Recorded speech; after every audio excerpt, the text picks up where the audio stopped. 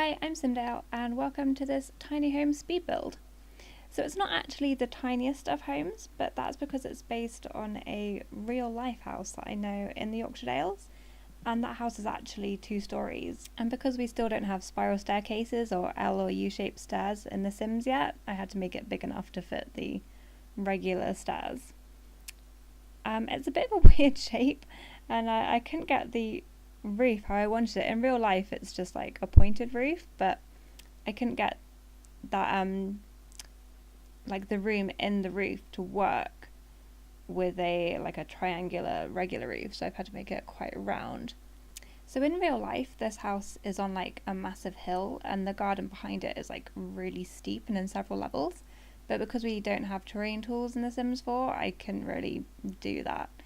Instead, I've just separated the garden into 2 separate sections. So in real life, the back section is higher than the one close to the house.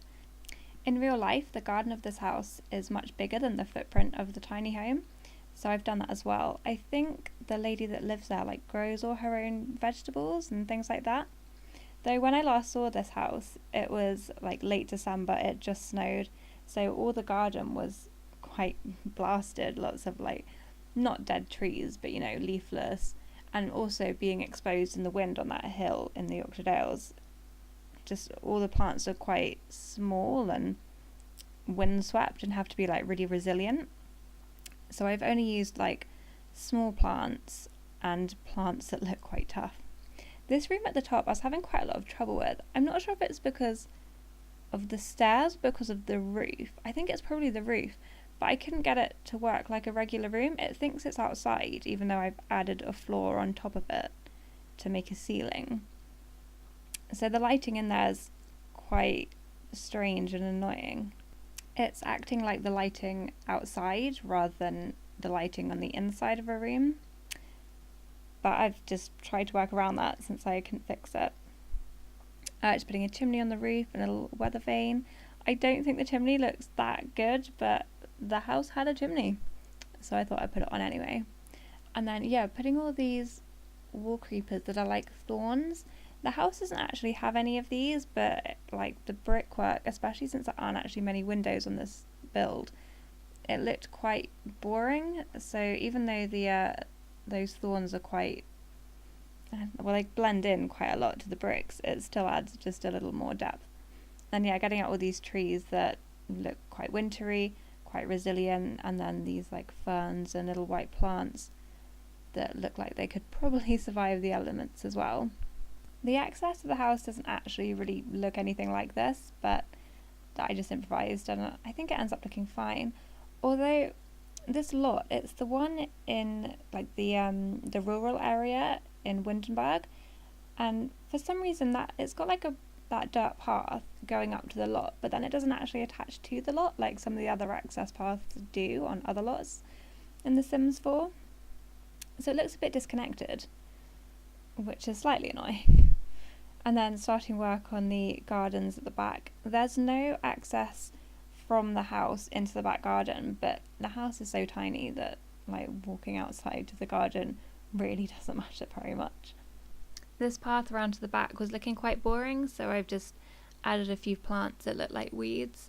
And I've used the scale down sheet on all those daisies because they're just like, although they look fine on a bigger build, I think on the tiny one it's quite obvious that they're actually like way too big compared to a sim. Like daisies are pretty small, so I don't know what they're doing being so big in The Sims. I've added quite a lot of plants from the Vampires game pack because like so many of them are just like dead or like in their wintry kind of phase with no leaves or flowers or anything on.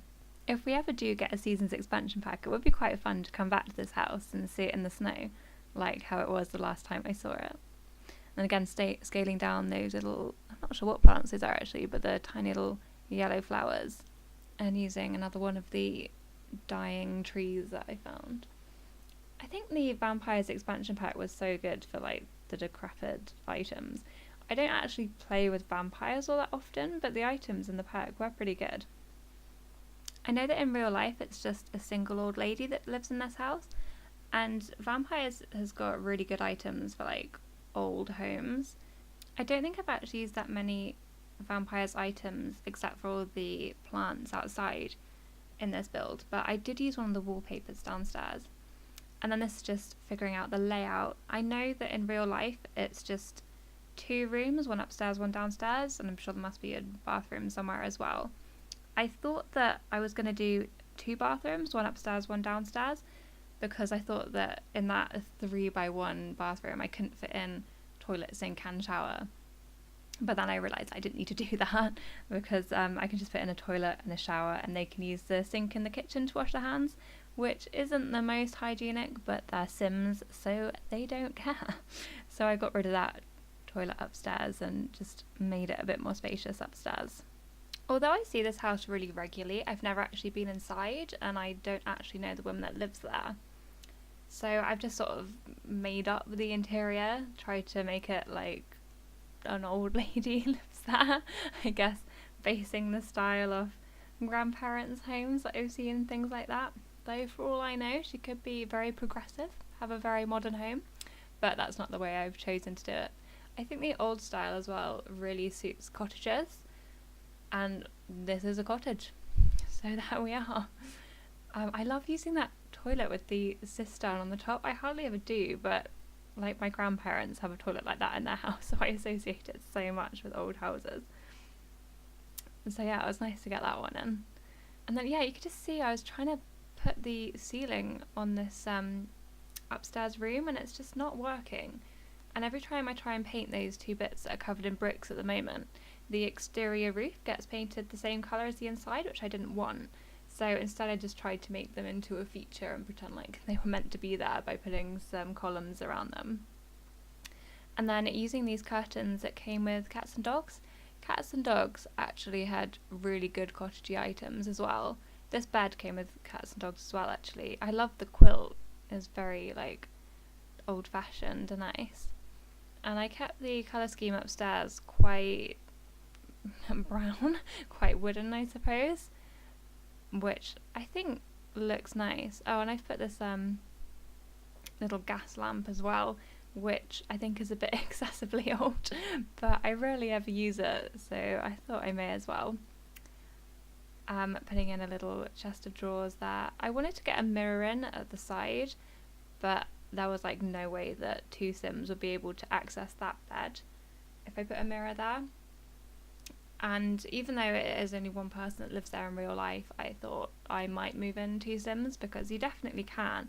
There is enough space. You'd probably have to move around a few things downstairs if you wanted to like get enough space for 2 Sims to sit at the table, but it wouldn't really be that difficult. And then just getting some more pictures on the wall, using those old-timey type photos, the black and white ones. And then yeah, I was having this strange thing with the wallpaper down here that I'd never seen before, where the pattern, rather than being visible all the time, was just like as a sheen, which I'd never noticed, and it didn't really look that nice, so I changed it to this vampires wallpaper. I've actually used the vampires cabinets as counters as well, so I did use more vampires items than I thought I did actually. I do really like these counters, but they've only got 3 colour swatches, which is a shame because they do look really nice. And tucking that fridge in the back there. And then because I wanted that counter there to be this like the prep space, I didn't want to put any items on it. So, but then that corner looked really empty, so I've put in that shelf. And the shelves in The Sims 4 are so annoying. Like, why can some things go on and some can't? Like, those tiny little spices pots could not go on, and then that massive jar of peppers just went on fine. So I don't know how they decide what can go on shelves and what can't. And then just putting those wall-mounted knives in the pans as well, since there's also not much storage space in there, so I think it made sense that there was quite a few things on the walls. Then I started making a little, oh no, I didn't start making a little sitting room area, I went back to the garden. Remembering that she grows all her own vegetables and things, I put around some plants so that my Sims that lives there can do the same thing. I filled a few of them, I think I filled most of them actually, with plants, but if I'm playing it I might just get rid of those. But like for the moment the detail looks nice. And then I do start on the sitting room. I put in a little old TV on that table. I probably could have fitted in a 2-seater sofa if I wanted to, but since I did just have the one woman in mind, even if I do use it, I'll probably play with 2 Sims. So I just used that armchair, and I used the remaining space to put in a little dining table, which I wasn't sure that I'd be able to do, but there was actually enough space. It is not the tiniest of tiny homes.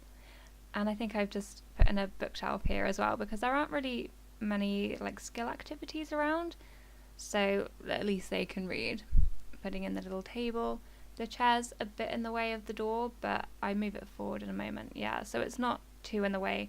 The Sims can still access everywhere in the house, and all the items are usable. While I was putting these flowers on the table, I found that plant pot that's in the brass pot, which I wanted to use outside because it does look really nice. But then compared to everything else in the garden, it was just way too bright, so I didn't use that in the end.